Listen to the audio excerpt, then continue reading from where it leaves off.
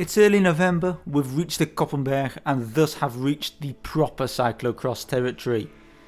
Of course that means it's time to battle for the first jersey of the season. The European Championships are coming right up. Last year Bolwaza Trek dominated the Euros on the Vanberg. Lucinda Brandt took her first European title in the dominant fashion that she showed through most of that year, whilst Lars van der Haar took the title for the second time in his career by single-handedly shutting up all of the Belgians. This year the battle takes place on the legendary Citadel in Namur, so let's quickly familiarise ourselves with one of Cross's most loved courses and take a quick look at the big favourites for the races. To most people, Namur should be a familiar place by now. After its introduction in the Trophée in 2009, the race has been a World Cup staple, being held in the competition every year since 2011. This year, instead of a World Cup round, the Citadel hosts the Euros. The lap is well known by now, the long climb at the start, followed by a long technical descent, then we hit the cobbled climb and back of the circuit, followed by the infamous banked section, some more short rises and falls, and then that final large bank where riders are forced to dismount. With the weather being fairly mild this year and Namur being raced far earlier in the year than its typical December slot, the race should be considerably drier than it usually is. This could make the race easier in some sense, but it will make up for it by improving the speed of the riders and therefore making the race even more technically challenging than it usually is. And speaking of the riders, here are the ones that you really have to write down and keep an eye on.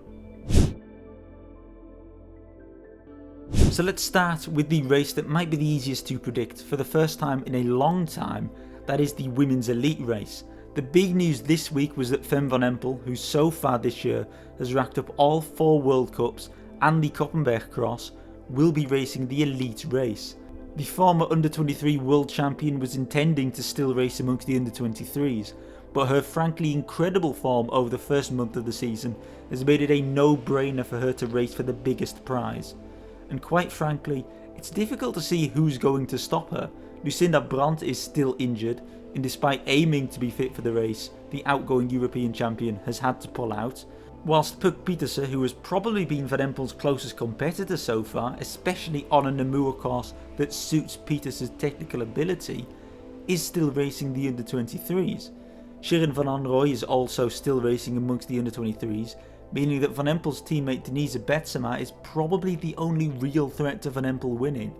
Both Annemarie Worst and Celine Del Carmen Alvarado will be hoping to put up a decent fight. Maybe they will, maybe they won't, but they don't seem to quite have Van Empel's level. World champion Marianne Vos will be racing here too, but last time out in Maasmechelen she didn't really look up to it either. Then again though, it's Marianne Vos, bet against her at your own peril. Outside of the Dutch, there's only really Blanca Vash that has shown to be near the level of Van Empel too. Vash was strong in Maasmechelen, but her poor start at that race meant that she never really stood a chance to win. Maybe with a better start last year's silver medalist could put up a fight? However, Vash has a very strained relationship with the Citadel.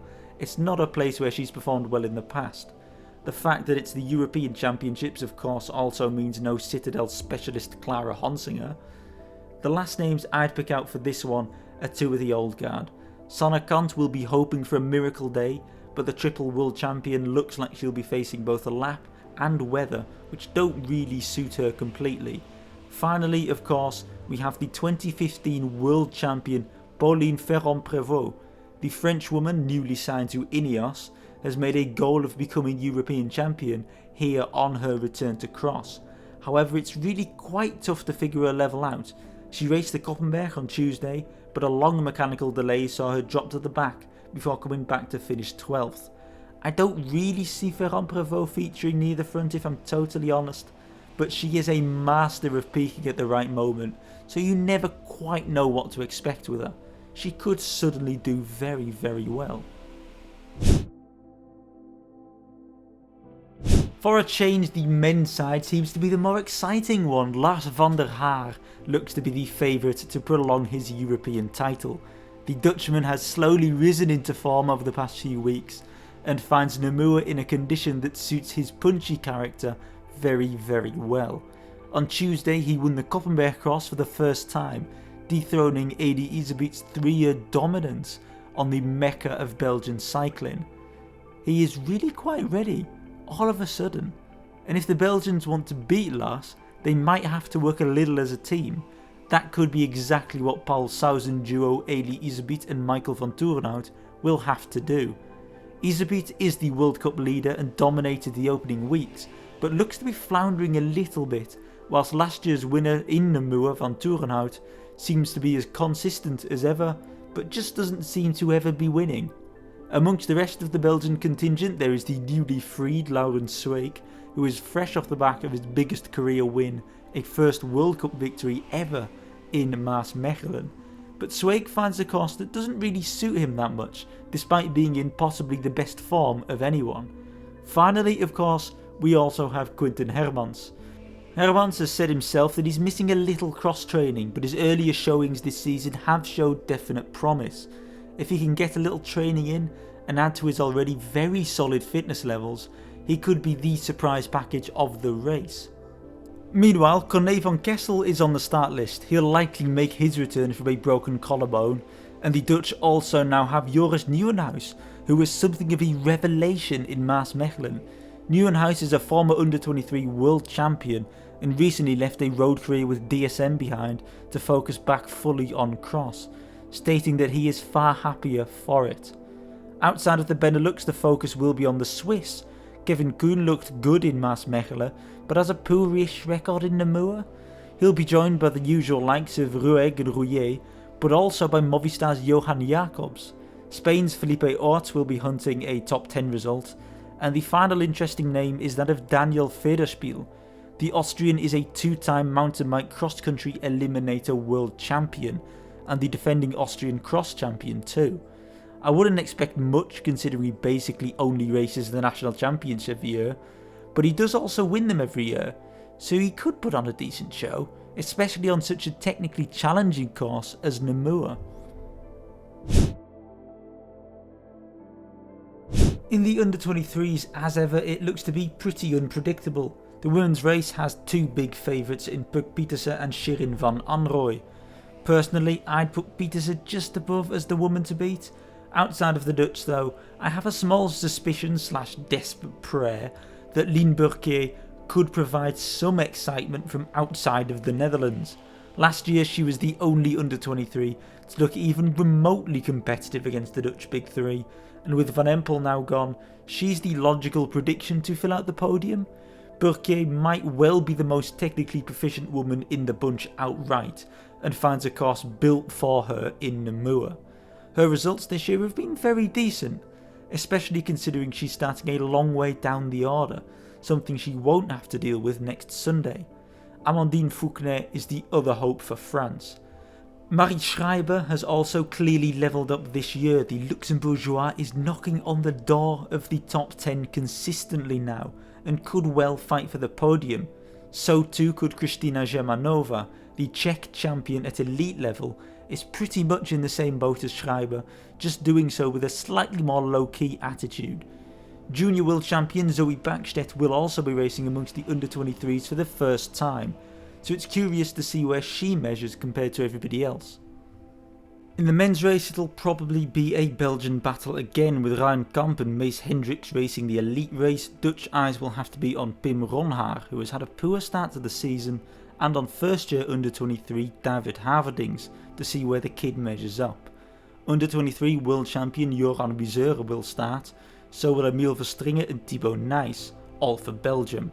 Those three are probably the big favourites, but fellow Belgians Jente Michels and Witse Meusen can't be ruled out, nor of course could Ronhaar. Junior world champion Jan Christen will be racing here too, but it might be a bridge too far for the Swiss, especially considering he's considerably younger than some of the other racers.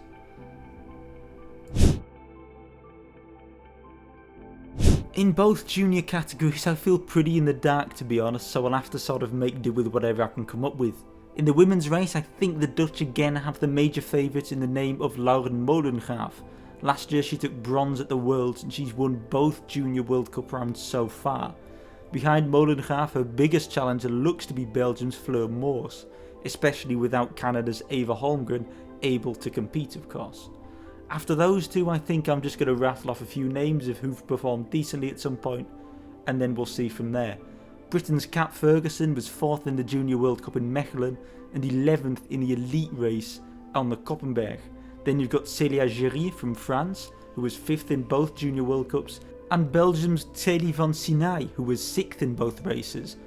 Finally, I want to mention Victoria Gladanova, who I'd honestly never heard of before checking the results, and I think I might be mispronouncing the name a little bit. The Slovakian youngster took multiple top 10s in elite Toy Cups earlier in the year before winning an elite race in Slovakia. She was then 2nd at the Junior World Cup in Tabor in her final outing. For a first year junior, those are very, very good results. I haven't really been able to track down anything other than the fact that I think she races mountain bike too. I've no idea who she is, I've no idea how good she is, but she could be a real surprise. So keep an eye out on that. Amongst the junior men, even picking a favourite is tough, but I think it might have to be Léo Biziot. The Frenchman won the opening Junior World Cup in Tabor, as well as a host of junior races across France, Switzerland and Germany.